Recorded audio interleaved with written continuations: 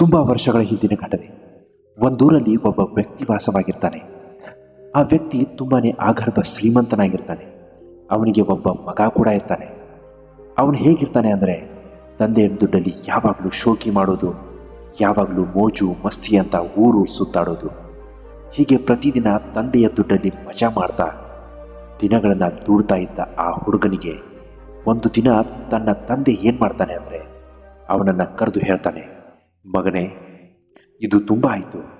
ನನ್ನ ದುಡ್ಡಲ್ಲಿ ನೀನು ತುಂಬಾ ಶೋಕಿ ಮಾಡ್ತಾ ಇದ್ದೀಯ. ದುಡ್ಡಿನ ಬೆಲೆ ನಿನಗೆ ಸ್ವಲ್ಪವೂ ಗೊತ್ತಿಲ್ಲ. ನಾನು ಒಂದು ಕೆಲಸ ಹೇಳ್ತೀನಿ, ಅದನ್ನು ನೀನು ಚಾಚು ತಪ್ಪದೆ ಮಾಡ್ಕೊಂಡು ಬರಬೇಕು. ಆ ಕೆಲಸ ಯಾವುದು ಅಂದರೆ, ಒಳಗಡೆ ಒಂದು ಗಡಿಯಾರ ಇದೆ, ಆ ಗಡಿಯಾರವನ್ನು ತಗೊಂಡು ಬಾ. ಆ ಕೆಲಸ ಯಾವುದು ಅಂತ ನಾನು ನಿನಗೆ ಹೇಳ್ತೀನಿ ಅಂತಾನೆ.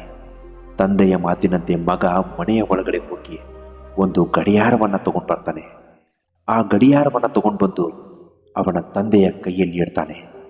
ಆ ಗಡಿಯಾರವನ್ನು ನೋಡಿದ ಅವನ ತಂದೆ ಅದೇ ಗಡಿಯಾರವನ್ನು ಅವನ ಮಗನ ಕೈಯಲ್ಲಿಟ್ಟು, ತಗೋ, ಈ ಗಡಿಯಾರವನ್ನು ತಗೊಂಡು ಊರಿನ ಹೊರಗಡೆ ಹೋಗಿ ಅದು ಎಷ್ಟು ಜನ ಇರ್ತಾರೋ ಆ ಎಲ್ಲ ಜನರಿಗೂ ಒಂದೇ ಒಂದು ಪ್ರಶ್ನೆಯನ್ನು ಕೇಳಬೇಕು. ಆ ಪ್ರಶ್ನೆ ಯಾವುದು ಅಂದರೆ, ಈ ಗಡಿಯಾರದ ಬೆಲೆ ಎಷ್ಟು ಅಂತ ನೀನು ಆ ಜನರಲ್ಲಿ ಕೇಳ್ಕೊಂಡು ಬರಬೇಕು ಅಂತ ತಂದೆ ಹೇಳ್ತಾನೆ. ತಂದೆಯ ಮಾತಿನಂತೆ ಮಗ, ಆಯ್ತಪ್ಪ, ನಾನು ನೀನು ಹೇಳಿದ ಹಾಗೆ ಈ ಗಡಿಯಾರದ ಬೆಲೆಯನ್ನು ನನಗೆ ಎಷ್ಟು ಜನ ಪರಿಚಯ ಇದ್ದಾರೋ ಅಷ್ಟೂ ಜನರಿಗೆ ಇದರ ಬೆಲೆಯನ್ನು ತಿಳ್ಕೊಂಡು ಬರ್ತೀನಿ ಅಂತ ಹೋಗ್ತಾನೆ.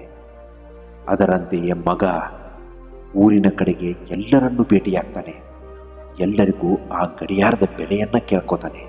ಆ ಹುಡುಗನಿಗೆ ಎಲ್ಲ ಜನ ಬೇರೆ ಬೇರೆಯಾದ ರೀತಿಯ ಬೆಲೆಯನ್ನೇ ಹೇಳ್ತಾರೆ. ಒಬ್ಬ 500 ರೂಪಾಯಿ ಹೇಳಿದ್ರೆ ಇನ್ನೊಬ್ಬ 1000 ರೂಪಾಯಿ ಹೇಳ್ತಾನೆ. ಮತ್ತೊಬ್ಬ 1500 ರೂಪಾಯಿ ಹೇಳಿದ್ರೆ ಮಗದೊಬ್ಬ 2000 ರೂಪಾಯಿ ಹೇಳ್ತಾನೆ. ಹೀಗೆ ಪ್ರತಿಯೊಬ್ಬರು ಆ ಗಡಿಯಾರದ ಬೆಲೆಯನ್ನು ಬೇರೆ ಬೇರೆ ರೀತಿಯಾಗಿ ಹೇಳ್ತಾರೆ. ಆ ಹುಡುಗ ಮತ್ತೆ ಮರಳಿ ಮನೆಗೆ ಬರ್ತಾನೆ. ಮನೆಗೆ ಬಂದ ತಕ್ಷಣ ತಂದೆಯ ಹತ್ರ ನಡೆದ ವಿಷಯವನ್ನು ಹೇಳ್ತಾನೆ. ಅಪ್ಪ, ಈ ಗಡಿಯಾರದ ಬೆಲೆ ಒಬ್ಬರು 500 ರೂಪಾಯಿ ಹೇಳಿದ್ರೆ ಮತ್ತೊಬ್ಬರು 1000 ರೂಪಾಯಿ ಹೇಳ್ತಾರೆ, ಮತ್ತೊಬ್ಬರು 2000 ರೂಪಾಯಿ ಹೇಳ್ತಾರೆ, ಮತ್ತೊಬ್ಬರು 5000 ರೂಪಾಯಿ ಅಂತಲೂ ಹೇಳ್ತಾರೆ. ಹೀಗೆ ಪ್ರತಿಯೊಬ್ಬರು ಬೇರೆ ಬೇರೆ ರೀತಿಯಾಗಿ ಈ ಗಡಿಯಾರದ ಬೆಲೆಯನ್ನು ಅಳಿತಾರೆ. ಮಗನ ಮಾತನ್ನು ಸರಿಯಾಗಿ ಕೇಳಿಸಿಕೊಂಡ ತಂದೆ, ಸರಿಯಪ್ಪ, ಆಯಿತು, ನಾನು ಹೇಳಿದ ಕೆಲಸವನ್ನು ನೀನು ಇವತ್ತು ಚಾಚು ತಪ್ಪದೆ ಮಾಡಿದೀಯಾ. ಈ ಗಡಿಯಾರವನ್ನು ತಗೊಂಡು ಮನೆಯೊಳಗೆ ಹೋಗು, ಇದು ಎಲ್ಲಿತ್ತು ಅಲ್ಲೇ ಸರಿಯಾಗಿ ಇಟ್ಟು ಬಾ ಅಂತ ಹೇಳ್ತಾರೆ. ಮಾರನೇ ದಿನ ಮತ್ತೆ ತಂದೆ ಮಗನಿಗೆ ಕರೀತಾರೆ. ಮಗನೇ, ನಿನ್ನೆ ನಾನು ಹೇಳಿದ ಕೆಲಸನ ನೀನು ಸರಿಯಾಗಿ ಮಾಡಿದೆ. ಅದೇ ರೀತಿ ಇವತ್ತು ಕೂಡ ಒಂದು ಕೆಲಸನ ನಿನಗೆ ಹೇಳ್ತೀನಿ. ಆ ಕೆಲಸ ಯಾವುದು ಅಂದರೆ, ನೀನು ನಿನ್ನೆ ಆ ಗಡಿಯಾರವನ್ನು ಎಲ್ಲಿಟ್ಟಿದ್ಯೋ ಅದೇ ಗಡಿಯಾರವನ್ನು ಮತ್ತೆ ತಗೊಂಡು ಬಾ ಅಂತಾರೆ. ಮಗನಿಗೆ ಒಂದು ಕ್ಷಣ ಆಶ್ಚರ್ಯ ಆಗುತ್ತೆ. ಇದೇನಪ್ಪ, ನಿನ್ನೆ ಹೇಳಿದ ಕೆಲಸನೇ ನನ್ನ ತಂದೆ ಮತ್ತೆ ಇವತ್ತು ಕೂಡ ಹೇಳ್ತಾ ಇದ್ದಾರೆ. ಇವತ್ತು ಅಂಥದ್ದೇನು ವಿಶೇಷ ಇದೆ? ನಿನ್ನೆ ಹೇಳಿದ ರೀತಿಯಲ್ಲೇ ಎಲ್ಲರೂ ಪ್ರತಿಯೊಬ್ಬರು ಬೇರೆ ಬೇರೆ ರೀತಿಯಾಗಿಯೇ ಆ ಗಡಿಯಾರದ ಬೆಲೆಯನ್ನು ಅಳಿತಾರೆ. ಇದರಲ್ಲಿ ಏನು ವಿಶೇಷತೆ ಇದೆ? ನಮ್ಮ ತಂದೆಗೇನಾದರೂ ಹುಚ್ಚಿಗಿಚ್ಚಿ ಹಿಡಿದಿದೆಯೋ ಏನೋ ಅಂತ ಅವನು ತುಂಬಾ ಕನ್ಫ್ಯೂಷನಲ್ಲಿರ್ತಾನೆ. ಆದರೂ ಕೂಡ ತಂದೆಯ ಮಾತಿನಂತೆ ಮಗ ಬೇಗನೆ ಹೋಗಿ ಮನೆಯೊಳಗಡೆ ಇದ್ದ ಆ ಗಡಿಯಾರವನ್ನು ತಗೊಂಡು ಹೊರಗಡೆ ಬರ್ತಾನೆ. ಆ ಗಡಿಯಾರವನ್ನು ತನ್ನ ತಂದೆಯ ಕೈಯಲ್ಲಿ ಇಡ್ತಾನೆ. ತಂದೆ ಏನು ಮಾಡ್ತಾರೆ ಗೊತ್ತಾ? ತಗೋ ಮಗು, ಈ ಗಡಿಯಾರವನ್ನು ತಗೋ. ನಿನ್ನೆ ಈ ಗಡಿಯಾರದ ಬೆಲೆಯನ್ನು ತಿಳ್ಕೊಂಡು ಬಂದೆ, ಆದರೆ ಇವತ್ತು ಈ ಗಡಿಯಾರದಲ್ಲಿನ ಒಳಗಿನ ಸಮಯದ ಬೆಲೆ ನೀನು ತಿಳ್ಕೊಂಡು ಬರಬೇಕು. ನಿನ್ನೆ ಅದೆಷ್ಟು ಜನರಿಗೆ ಹೋಗಿ ಕೇಳಿದೆಯೋ ಅಷ್ಟೂ ಜನರಿಗೆ ಈ ಗಡಿಯಾರದ ಒಳಗಿನ ಸಮಯದ ಬೆಲೆಯನ್ನು ನೀನು ತಿಳ್ಕೊಂಡು ಬರಬೇಕು ಅಂತಾನೆ. ತಂದೆಯ ಮಾತಿನಂತೆ ಮಗ ನಿನ್ನೆ ಯಾರ ಹತ್ರ ಕೇಳಿದ್ನೋ ಅವರೆಲ್ಲರ ಹತ್ರನೂ ಈ ಗಡಿಯಾರದ ಒಳಗಿನ ಸಮಯದ ಬೆಲೆಯನ್ನು ಕೇಳ್ತಾನೆ. ಆದರೆ ಅಲ್ಲಿದ್ದ ಎಲ್ಲ ಜನರಲ್ಲೂ ಆ ಹುಡುಗನ ಬಗ್ಗೆ ಕನಿಕರ ಮೂಡುತ್ತೆ. ಏನಪ್ಪ, ಈ ಹುಡುಗನಿಗೆ ಹುಚ್ಚಿಗಿಚ್ಚಿ ಹಿಡಿದಿದೆಯೋ ಏನೋ? ನಿನ್ನೆ ನೋಡಿದ್ರೆ ಗಡಿಯಾರದ ಬೆಲೆ ಏನು ಅಂತ ಕೇಳ್ಕೊತಾ ಬಂದ, ಇವತ್ತು ನೋಡಿದರೆ ಆ ಗಡಿಯಾರದಲ್ಲಿನ ಸಮಯದ ಬೆಲೆ ಎಷ್ಟು ಅಂತ ಕೇಳ್ತಾ ಇದ್ದಾನಲ್ಲ. ಎಂತಹ ಹುಡುಗಪ್ಪ ಅಂತ ಎಲ್ಲರೂ ಕನಿಕರದಿಂದ ಕೆಲವು ಜನ ನೋಡಿದ್ರೆ ಮತ್ತೆ ಕೆಲವು ಜನ ಅವನನ್ನು ನೋಡಿ ನಗೋದಕ್ಕೆ ಶುರು ಮಾಡ್ತಾರೆ. ಇನ್ನಷ್ಟು ಜನ ಅವನನ್ನು ನೋಡಿ ಕಿಂಡಲ್ ಮಾಡೋದಕ್ಕೆ ಶುರು ಮಾಡ್ತಾರೆ. ಆ ಹುಡುಗನಿಗೆ ತುಂಬಾ ಬೇಜಾರಾಗತ್ತೆ. ಮರಳಿ ಮನೆ ಕಡೆಗೆ ಬರುವಾಗ ದಾರಿಯ ಮಾರ್ಗದಲ್ಲಿ ಒಬ್ಬರು ಹಿರಿಯ ಸನ್ಯಾಸಿಗಳು ತಪಸ್ಸಿಗೆ ಅಂತ ಕೂತಿರ್ತಾರೆ. ಅವ್ರ ಬಳಿ ಹೋಗಿ ನಡೆದ ವಿಷಯವನ್ನೆಲ್ಲ ಹೇಳ್ತಾರೆ. ಸನ್ಯಾಸಿಗಳಿಗೆ ಆ ಹುಡುಗನ ವೇದನೆ ತುಂಬಾ ವೇಗವಾಗಿ ಅರ್ಥ ಆಗುತ್ತೆ. ಅವರು ನಗ್ತಾ ಆ ಹುಡುಗನಿಗೆ ಒಂದು ವಿಷಯವನ್ನು ಹೇಳ್ತಾರೆ. ನೋಡು ಮಗು, ನಿನ್ನ ತಂದೆ ಹೇಳಿದ್ರಲ್ಲಿ ಯಾವುದೇ ತಪ್ಪಿಲ್ಲ. ಅವರು ನಿನಗೆ ಗಡಿಯಾರದ ಬೆಲೆಯನ್ನು ಕಣ್ಕೊಂಬ ಅಂತ ಕೇಳಿದರು. ಆದರೆ ಇವತ್ತು ಅದೇ ಗಡಿಯಾರವನ್ನು ನಿನ್ನ ಕೈಯಲ್ಲಿಟ್ಟು ಆ ಗಡಿಯಾರದ ಒಳಗಿನ ಸಮಯದ ಬೆಲೆ ಎಷ್ಟು ಅಂತ ಕೇಳ್ಕೊಂಬ ಅಂತಿದ್ದಾರೆ. ಒಂದು ಮಾತು ಹೇಳ್ತೀನಿ ಕೇಳು ಮಗು, ಈ ಗಡಿಯಾರದಲ್ಲಿ ಸಮಯ ಓಡ್ತಾ ಇದೆಯಲ್ಲ, ಈ ಸಮಯ ಒಂದು ಸಲ ಹೋದ ಸಮಯ ನಿನಗೆ ಅದೆಷ್ಟೇ ಕೋಟಿ ಕೊಟ್ಟರು ಮತ್ತೆಂದಿಗೂ ಮರಳಿಬಾರದು. ಅಂತಹ ಸಮಯ ನಿನಗೆ ತುಂಬಾ ಅತ್ಯಮೂಲ್ಯವಾದದ್ದು. ಆ ಸಮಯವನ್ನು ನೀನು ಯಾವುದೇ ಕಾರಣಕ್ಕೂ ವ್ಯರ್ಥ ಮಾಡಬೇಡ. ಒಂದು ಸಲ ಕಳೆದು ಹೋದ ಸಮಯ ನಿಮ್ಮ ಜೀವನದಲ್ಲಿ ಮತ್ತೆಂದಿಗೂ ಪುನರಾವರ್ತನೆಯಾಗಿ ಬರೋದಕ್ಕೆ ಸಾಧ್ಯ ಇಲ್ಲ. ಅದಕ್ಕೋಸ್ಕರನೇ ನಿಮ್ಮ ತಂದೆ ನಿನಗೆ ಈ ಪರೀಕ್ಷೆ ಕೊಟ್ಟಿದ್ದು. ಈ ಪರೀಕ್ಷೆಯಲ್ಲಿ ನೀನು ಪಾಸ್ ಆಗಲೇಬೇಕು ಅನ್ನೋದು ನಿನ್ನ ತಂದೆಯ ಆಸೆ ಆಗಿತ್ತು. ಅದರಂತೆ ನಿನಗೆ ಈಗ ಎಲ್ಲ ಮನವರಿಕೆಯಾಗಿದೆ ಅಂತ ಅನ್ಕೋತೀನಿ. ಸನ್ಯಾಸಿಗಳ ಮಾತನ್ನು ಕೇಳಿದ ಹುಡುಗನಿಗೆ ಜ್ಞಾನೋದಯವಾಗುತ್ತೆ. ಮನೆಗೆ ಮರಳಿ ಹೋಗ್ತಾನೆ. ತಂದೆಯ ಹತ್ರ ಈ ಗಡಿಯಾರವನ್ನು ಕೊಟ್ಟು ಅವರ ಕಾಲಿಗೆ ಬಿದ್ದು ನಮಸ್ಕಾರ ಮಾಡಿ, ಅಪ್ಪಾಜಿ, ನನ್ನದು ತಪ್ಪಾಯಿತು. ನಾನು ಎಷ್ಟೋ ಹಣವನ್ನು ಪೋಲು ಮಾಡಿದೆ. ಆದರೆ ಆ ಹಣ ನೀವು ಎಷ್ಟು ಕಷ್ಟಪಟ್ಟು ಸಂಪಾದಿಸಿದ್ದೀರಿ ಅನ್ನೋದು ನನಗೆ ಅರ್ಥ ಆಗಲಿಲ್ಲ. ದಯವಿಟ್ಟು ನನ್ನನ್ನು ಕ್ಷಮಿಸ್ಬಿಡಿ. ಇನ್ನು ಮುಂದೆ ನಾನು ಯಾವತ್ತೂ ಸಮಯವನ್ನು ವ್ಯರ್ಥ ಮಾಡೋದಿಲ್ಲ. ಒಂದು ಸಲ ಹೋದ ಸಮಯ ಮತ್ತೆಂದಿಗೂ ಮರಳಿಬಾರದು ಎಂಬುದು ನನಗೆ ಈಗ ತಿಳಿಯಿತು ಅಂತ ಹೇಳ್ತಾರೆ. ಡಿಯರ್ ಫ್ರೆಂಡ್ಸ್, ಕಥೆಯ ಮುಖ್ಯ ಉದ್ದೇಶ ಏನು ಅಂತ ನಿಮಗೆ ಮತ್ತೊಂದು ಸಲ ತಿಳಿಸಿ ಹೇಳುವ ಅಗತ್ಯ ಇಲ್ಲ ಅನ್ಕೋತೀನಿ. ಸಮಯ ಅನ್ನೋದು ತುಂಬಾ ಮುಖ್ಯವಾದದ್ದು. ಆ ಸಮಯ ಅನ್ನೋದು ಯಾವತ್ತಿಗೂ ಮರಳಿ ಬಾರುವಂತಹ ವಸ್ತು ಅಲ್ಲ. ಅದನ್ನು ಸರಿಯಾಗಿ ಬಳಸಿಕೊಂಡ್ರೆ ನಮ್ಮಷ್ಟು ಅದೃಷ್ಟವಂತರು ಯಾರೂ ಈ ಪ್ರಪಂಚದಲ್ಲಿ ಇರುವುದಿಲ್ಲ. ಇನ್ನು ಎರಡನೇ ಕಥೆಗೆ ಬರೋಣ. ಒಂದೂರಲ್ಲಿ ಒಬ್ಬ ವ್ಯಕ್ತಿ ವಾಸವಾಗಿರ್ತಾನೆ. ಅವನು ತುಂಬಾ ಆಗರ್ಭ ಶ್ರೀಮಂತ ವ್ಯಕ್ತಿಯಾಗಿರ್ತಾನೆ. ಆದರೆ ಅವನ ಅತಿಯಾದ ಒಳ್ಳೆಯತನದಿಂದ ಹಾಗೂ ಅವನ ಅತಿಯಾದ ಬೇಜವಾಬ್ದಾರಿತನದಿಂದ ಅವನು ಗಳಿಸಿದ ಎಲ್ಲ ಆಸ್ತಿಯನ್ನು ಅಷ್ಟೇ ವೇಗವಾಗಿ ಕಳ್ಕೊತಾನೆ. ಅವನಿಗೆ ತುಂಬಾ ಸಾಲ ಆಗತ್ತೆ. ಸಾಲಗಾರರು ಮನೆಗೆ ಬರೋದಕ್ಕೆ ಶುರು ಮಾಡ್ತಾರೆ. ಮನೆಗೆ ಬಂದ ಸಾಲಗಾರರು ಅವನಿಗೆ ಬಾಯಿಗೆ ಬಂದ ಹಾಗೆ ಮಾತನಾಡೋದಕ್ಕೆ ಶುರು ಮಾಡ್ತಾರೆ. ನಮ್ಮ ಸಾಲವನ್ನು ತೀರಿಸು, ಇಲ್ಲಾಂದರೆ ಈ ಮನೇನ ನಮಗೆ ಮಾರಿಬಿಡು, ಇಲ್ಲಾಂದರೆ ಈ ಮನೇನ ಹರಾಜಿಗೆ ಹಾಕ್ಬಿಡ್ತೀವಿ. ಒಟ್ಟಿನಲ್ಲಿ ನೀನು ನಮ್ಮ ಸಾಲನ ತೀರಿಸ್ಬೇಕು, ಇಲ್ಲಾಂದರೆ ನಾವು ನಿನ್ನನ್ನು ಬದುಕೋದಕ್ಕೆ ಬಿಡಲ್ಲ ಅಂತ ಪ್ರತಿಯೊಬ್ಬರು ಒಂದೊಂದು ರೀತಿಯಲ್ಲಿ ಆ ವ್ಯಕ್ತಿಗೆ ಹಿಂಸೆಯನ್ನು ಕೊಡೋದಕ್ಕೆ ಶುರು ಮಾಡ್ತಾರೆ. ಆ ವ್ಯಕ್ತಿಗೆ ತಡ್ಕೊಳಕ್ಕಾಗದೆ ಜೀವನವೇ ಮುಗ್ದೋಯ್ತು, ನನ್ನ ಜೀವನದಲ್ಲಿ ಇನ್ನೇನೂ ಉಳಿದಿಲ್ಲ ನಾನು ಬದುಕೋದಕ್ಕೆ ಅಂತ ಅವನು ಸಾಯೋದಾಗಿ ನಿರ್ಧಾರ ಮಾಡ್ತಾನೆ. ಆತ್ಮಹತ್ಯೆ ಮಾಡ್ಕೋಬೇಕು ಅಂತ ಅವನು ನಿರ್ಧಾರ ಮಾಡಿ ಅವನು ಇದ್ದ ಆ ಊರಿನ ಕೆರೆಯ ಕೆಳಗೆ ಜೋರಾಗಿ ಓಡ್ಕೊತ ಹೋಗ್ತಾನೆ.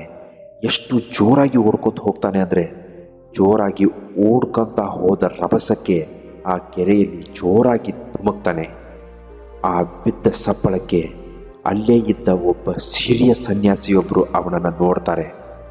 ನೋಡಿದ ತಕ್ಷಣವೇ ಆ ವ್ಯಕ್ತಿಯನ್ನು ಕಾಪಾಡೋದಕ್ಕೆ ಅಂತ ಅವರು ಕೂಡ ಕೆರೆಯಲ್ಲಿ ಧುಮುಕ್ತಾರೆ. ಆ ವ್ಯಕ್ತಿಯನ್ನು ಕಾಪಾಡ್ತಾರೆ. ಕಾಪಾಡಿದ ತಕ್ಷಣ ಆ ವ್ಯಕ್ತಿಯನ್ನು ಮೇಲಕ್ಕೆ ಎತ್ಕೊಂಡು ಬಂದ ತಕ್ಷಣ ಸನ್ಯಾಸಿಗಳು ಕೇಳಿದ ಮೊದಲ ಪ್ರಶ್ನೆಯೇ, ಯಾಕಪ್ಪ, ಏನಾಯಿತು, ನಿನಗಂಥದ್ದೇನಾಗಿದೆ? ಜೀವನ ಅಂದರೆ ಸಮಸ್ಯೆಗಳು ಬರುತ್ತೆ, ದುಃಖ ಬರುತ್ತೆ, ಕಷ್ಟಗಳು ಬರುತ್ತೆ. ಅದೇ ರೀತಿ ಒಂದಲ್ಲ ಒಂದು ದಿನ ನಿನ್ನ ಜೀವನದಲ್ಲಿ ಸಂತೋಷ ದಿನಗಳನ್ನು ನೀನು ನೋಡ್ತೀಯ. ನಿನ್ನ ಜೀವನದಲ್ಲೂ ಕೂಡ ಸುಖದ ದಿನಗಳನ್ನು ನೀನು ಅನುಭವಿಸ್ತೀಯ. ಅದಕ್ಕೋಸ್ಕರ ನೀನು ಸ್ವಲ್ಪ ತಾಳ್ಮೆಯಿಂದ ಕಾಯಬೇಕಷ್ಟೇ. ಅದನ್ನು ಬಿಟ್ಟು ನೀನು ಹೀಗೆ ಸಾಯೋದಕ್ಕೆ ಅಂತ ಹೋದರೆ ನಿನ್ನ ಹೆಂಡತಿ ಮಕ್ಕಳ ಗತಿ ಏನು, ನಿನ್ನ ತಂದೆ ತಾಯಿ ಗತಿ ಏನು, ನಿನ್ನನ್ನೇ ನಂಬಿಕೊಂಡು ಬಂದವರ ಗತಿ ಏನು ಅಂತ ಕೇಳ್ತಾರೆ.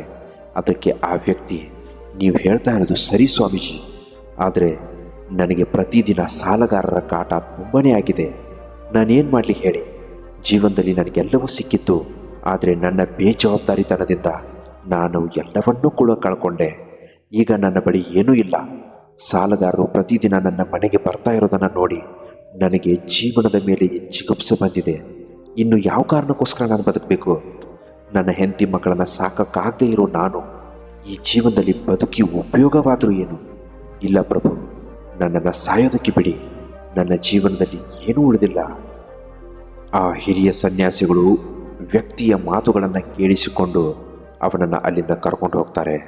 ಒಂದು ಚಿಕ್ಕ ಗುಡಿಸಲಿನಲ್ಲಿ ವಾಸವಾಗಿದ್ದ ಆ ಸನ್ಯಾಸಿಗಳು ಆ ವ್ಯಕ್ತಿಯನ್ನು ಕರ್ಕೊಂಡು ಬಂದು ಅವನ ಮನೆಯಲ್ಲಿ ಕೂರಿಸ್ತಾರೆ. ನೋಡು ಮಗು, ನಾನು ನಿನಗೊಂದು ಉಪಾಯ ಹೇಳ್ತೀನಿ. ನೀನು ನನ್ನ ಬಳಿ 1 ವರ್ಷ ಇರಬೇಕು. 1 ವರ್ಷ ನೀನು ನನ್ನ ಬಳಿ ನಾನು ಹೇಳಿದ ಕೆಲಸವನ್ನು ಮಾಡ್ತಾ ಹೋದರೆ ನಾನು ನಿನಗೆ ಒಂದು ಮಣ್ಣಿನ ಮಡಕೆಯನ್ನು ಕೊಡ್ತೀನಿ. ಆ ಮಣ್ಣಿನ ಮಡಕೆಯಲ್ಲಿ ಎಂತಹ ಶಕ್ತಿ ಅಡಗಿದೆ ಅಂದರೆ, ನೀನು ಆ ಮಣ್ಣಿನ ಮಡಿಕೆಯನ್ನು ಎಷ್ಟು ಚೆನ್ನಾಗಿ ಜೋಪಾನವಾಗಿ ಇಟ್ಕೋತೀಯೋ ಅಷ್ಟು ಆಗರ್ಭ ಶ್ರೀಮಂತನಾಗಿ ಬೆಳಿತೀಯ. ನಿನಗೆ ಯಾವುದೇ ಕಾರಣಕ್ಕೂ ಹಣದ ಕೊರತೆ ಇರೋದಿಲ್ಲ. ನೀನು ಬೇಡಿದ ಎಲ್ಲವೂ ನಿನಗೆ ಸಿಗತ್ತೆ. ಆದರೆ ಒಂದು ಮಾತು ಮಾತ್ರ ಚೆನ್ನಾಗಿ ನೆನಪಲ್ಲಿಟ್ಕೋ ಮಗು, ನೀನು ಒಂದು ವೇಳೆ ನನ್ನ ಹತ್ರ 2 ವರ್ಷ ಕೆಲಸ ಮಾಡಿದ್ರೆ ಆ ಮಣ್ಣಿನ ಮಡಿಕೆಯನ್ನು ಹೇಗೆ ತಯಾರು ಮಾಡಬೇಕು ಅನ್ನೋದನ್ನು ನಾನು ಕೂಡ ನಿನಗೆ ಕಲಿಸ್ತೀನಿ. ನೀನು ನಾನು ಹೇಳಿದ ಕೆಲಸವನ್ನು ಮಾಡಬೇಕು ಅಷ್ಟೇ ಅಂತಾರೆ. ಅದಕ್ಕೆ ಆ ವ್ಯಕ್ತಿ ಒಪ್ಕೋತಾನೆ. ಸತತವಾಗಿ ಪರಿಶ್ರಮದಿಂದ ಪ್ರಯತ್ನಪಟ್ಟು ಪ್ರಾಮಾಣಿಕತೆಯಿಂದ ಆ ವ್ಯಕ್ತಿ ಸನ್ಯಾಸಿಗಳ ಹತ್ರ ಕೆಲಸ ಮಾಡ್ತಾನೆ. ಸನ್ಯಾಸಿಗಳು ಹೇಳಿದ ಎಲ್ಲ ಕೆಲಸವನ್ನು ಚಾಚು ತಪ್ಪದೆ ಮಾಡ್ತಾನೆ. 1 ವರ್ಷ ಹೇಗೆ ಕಳೆದು ಹೋಗುತ್ತೋ, ಪ್ರತಿದಿನ ಕೆಲಸ ಮಾಡ್ತಾ ಮಾಡ್ತಾ ಆ ವ್ಯಕ್ತಿಗೆ ದಿನಗಳು ಹೋಗಿದ್ದೇ ಗೊತ್ತಾಗಲಿಲ್ಲ. ಕಣ್ಣು ಮುಚ್ಚಿ ಕಣ್ಣು ತೆಗೆಯುವಷ್ಟರಲ್ಲಿ 1 ವರ್ಷ ಪೂರ್ಣವಾಗುತ್ತೆ. ಆ ವ್ಯಕ್ತಿಗೆ ತನ್ನ ಎಲ್ಲ ಕಷ್ಟಗಳು ನೆನಪಾಗತ್ತೆ. ತನ್ನ ಹೆಂಡತಿ, ಮಕ್ಕಳು, ಸಂಸಾರ ಎಲ್ಲವೂ ನೆನಪಾಗತ್ತೆ. ಸನ್ಯಾಸಿಗಳ ಹತ್ರ ಹೋಗ್ತಾನೆ. ಪ್ರಭು, ನೀವು ಹೇಳಿದ ಹಾಗೆ ನಾನು ನಿಮ್ಮ ಬಳಿ 1 ವರ್ಷ ಸತತವಾಗಿ ಕಷ್ಟಪಟ್ಟು ಕೆಲಸ ಮಾಡಿದ್ದೀನಿ. ಈಗ ನೀವು ನನಗೆ ಆ ಮಣ್ಣಿನ ಮಡಿಕೆಯನ್ನು ಕೊಡಲೇಬೇಕು. ಅದರಿಂದ ನಾನು ನನ್ನ ಕಷ್ಟಗಳನ್ನು ನೀಗಿಸ್ಕೋತೀನಿ, ನನ್ನ ದುಃಖಗಳಿಂದ ಹೊರಗೆ ಬರ್ತೀನಿ ಅಂತಾನೆ. ಸನ್ಯಾಸಿಗಳು ಆ ವ್ಯಕ್ತಿಯನ್ನು ಕಂಡು, ತಗೋ ಹೋಗು, ಈ ಮಣ್ಣಿನ ಮಡಿಕೆಯನ್ನು ತಗೊಂಡು ಹೋಗು. ನೀನು ಈ ಮಣ್ಣಿನ ಮಡಿಕೆಯನ್ನು ತುಂಬ ಜೋಪಾನವಾಗಿ ಕಾಪಾಡ್ಕೋಬೇಕು. ಒಂದು ಮಾತು ಮಾತ್ರ ಚೆನ್ನಾಗಿ ನೆನಪಲ್ಲಿಟ್ಕೊ ಮಗು, ಈ ಮಣ್ಣಿನ ಮಡಿಕೆ ಎಷ್ಟು ದಿನ ನಿನ್ನ ಬಳಿ ಇರುತ್ತೋ, ಎಷ್ಟು ದಿನ ನೀನು ಈ ಮಣ್ಣಿನ ಮಡಿಕೆಯನ್ನು ಜೋಪಾನವಾಗಿ ಇಟ್ಕೋತೀಯೋ ಅಷ್ಟು ನೀನು ಶ್ರೀಮಂತನಾಗಿ ಬೆಳಿತೀಯ. ಅಕಸ್ಮಾತ್ ಈ ಮಣ್ಣಿನ ಮಡಿಕೆ ಒಡೆದೋಯ್ತು ಅನ್ಕೋ, ಆಗ ನೀನು ಗಳಿಸಿದ ಎಲ್ಲ ಸಂಪಾದನೆಯನ್ನು ತಾನಾಗಿಯೇ ಕಳ್ಕೊತೀಯ. ಚೆನ್ನಾಗಿ ನೆನಪಲ್ಲಿಟ್ಕೋ, ಈ ಮಣ್ಣಿನ ಮಡಿಕೆಯನ್ನು ಜೋಪಾನವಾಗಿ ಕಾಪಾಡ್ಕೋ ಅಂತ ಆ ಮಣ್ಣಿನ ಮಡಿಕೆಯನ್ನು ವ್ಯಕ್ತಿಯ ಬಳಿ ಕೊಟ್ಟು ಸನ್ಯಾಸಿಗಳು ಹೋಗ್ತಾರೆ. ಅದರಂತೆಯೇ ವ್ಯಕ್ತಿ ಮಣ್ಣಿನ ಮಡಿಕೆಯನ್ನು ತಂದು ಮನೆಯಲ್ಲಿ ಜೋಪಾನವಾಗಿಡ್ತಾನೆ. ಮಣ್ಣಿನ ಮಡಿಕೆಯನ್ನು ಮನೆಯಲ್ಲಿ ತಂದು ಜೋಪಾನವಾಗಿ ಇಟ್ಟ ಆ ವ್ಯಕ್ತಿ ಹಿಂದೆ ಎಂದಿಗೂ ಕಂಡು ಕೇಳರಿಯದಂತಹ ಮಟ್ಟದಲ್ಲಿ ಶ್ರೀಮಂತನಾಗಿ ಬೆಳೆದು ತೋಳ್ತಾನೆ. ತುಂಬಾ ಆಗರ್ಭ ಶ್ರೀಮಂತನಾಗಿ ಬೆಳೆದು ತೋರಿಸ್ತಾನೆ. ಆ ಮಣ್ಣಿನ ಮಡಿಕೆಯ ಆಶೀರ್ವಾದದಿಂದ, ಆ ಹಿರಿಯ ಸನ್ಯಾಸಿಗಳು ಕೊಟ್ಟ ಮಾರ್ಗದರ್ಶನದಿಂದ ಆ ವ್ಯಕ್ತಿ ಜೀವನದಲ್ಲಿ ತುಂಬಾ ಉತ್ತುಂಗದ ಸ್ಥಾನದಲ್ಲಿ ಇರ್ತಾನೆ. ಆದರೆ ಒಂದು ದಿನ ಏನಾಗತ್ತೆ ಗೊತ್ತಾ? ಆ ಮಣ್ಣಿನ ಮಡಿಕೆ ಅಚಾನಕ್ಕಾಗಿ ಅವನ ಕೈ ತಾಗಿ ಕೆಳಗೆ ಬಿದ್ದುಬಿಡುತ್ತೆ. ಬಿದ್ದ ರಭಸಕ್ಕೆ ಮಣ್ಣಿನ ಮಡಿಕೆ ಚೂರಾಗಿಬಿಡುತ್ತೆ. ಅಷ್ಟೇ, ಆ ವ್ಯಕ್ತಿ ಗಳಿಸಿಟ್ಟ ಎಲ್ಲ ಸಂಪಾದನೆ, ಆಸ್ತಿ, ಹಣ, ಒಡವೆ, ವಸ್ತ್ರ ಎಲ್ಲವನ್ನೂ ಕಳ್ಕೊಂಡ್ಬಿಡ್ತಾನೆ.